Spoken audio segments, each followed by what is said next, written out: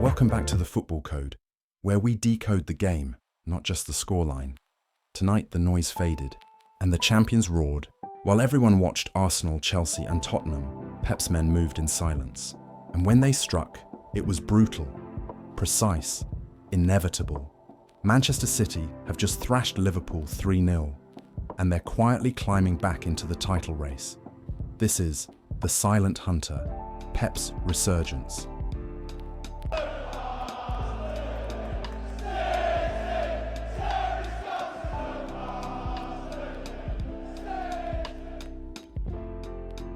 Doku.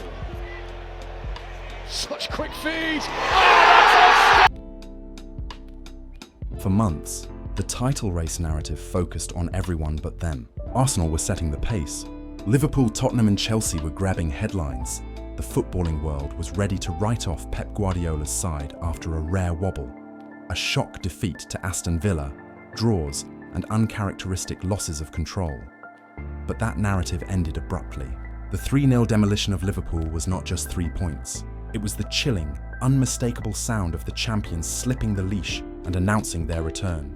Manchester City is back in form, taking 6 wins from their last 7 matches across all competitions, and their statement victory has narrowed the gap to the top of the table to just 4 points. This wasn't just a win, it was a thrashing. It was a reminder that you don't keep champions down for long. The machine has been serviced, the gears are turning, and the most frightening phrase in the Premier League is once again echoing across the Etihad. Manchester City are hitting their stride.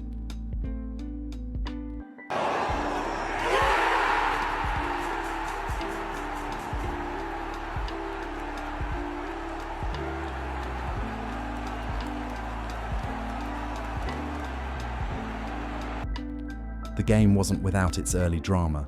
In fact, it was 2 moments of high tension that ultimately defined the final result. First, the surprising moment.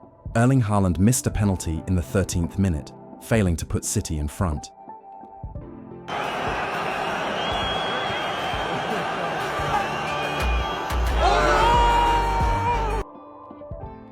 This could have easily deflated the stadium, but the reaction was pure champion mentality. City kept pressing. And it was Haaland himself who redeemed the mistake with a terrific header in the 27th minute to open the scoring.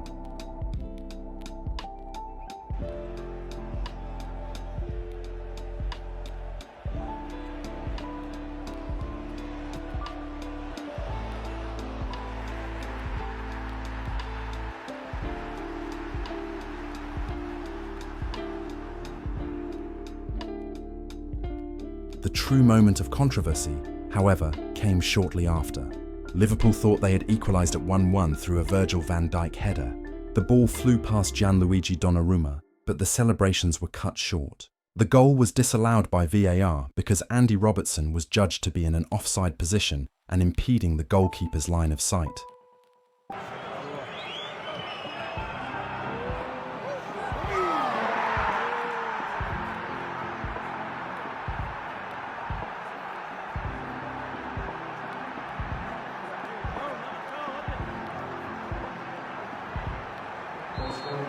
As the Premier League Match Centre confirmed, Robertson was deemed to be making an obvious action directly in front of the goalkeeper. While controversial, the decision stood, and the immediate threat to City's lead was neutralised, allowing them to capitalise on the momentum shift. City then doubled their lead through Nico Gonzalez, demonstrating the squad depth that makes them so formidable. But it was the players driving the transition who truly proved the form return was real.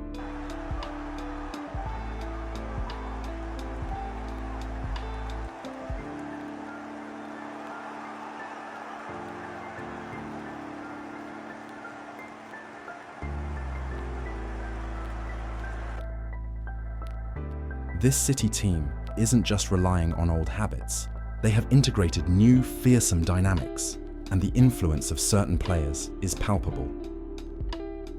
The most sensational player on the field against Liverpool was arguably Jeremy Doku. The Belgian winger was unplayable.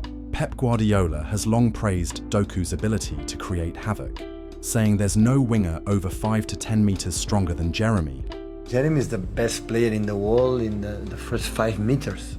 They make an incredible good cross, and at the end we could score and win the game. Always I played since 9 years with the wingers high and wide, one against one. But lately, for the reasons, because for stability. Doku is now turning that raw power into consistent end product.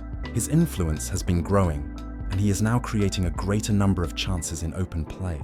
Teams simply cannot defend him one-on-one, and this drawing of multiple defenders is exactly what frees up the central space for City's clinical finishers. Doku capped his majestic performance with a stunner of a goal, cementing the 3-0 scoreline. Alongside him, Nico Gonzalez has stepped up significantly, especially in the absence of Rodri, whose control and stability usually defines City's midfield. Rather than struggling without their anchor, City have found rhythm through Nico's intelligent positioning and composure on the ball.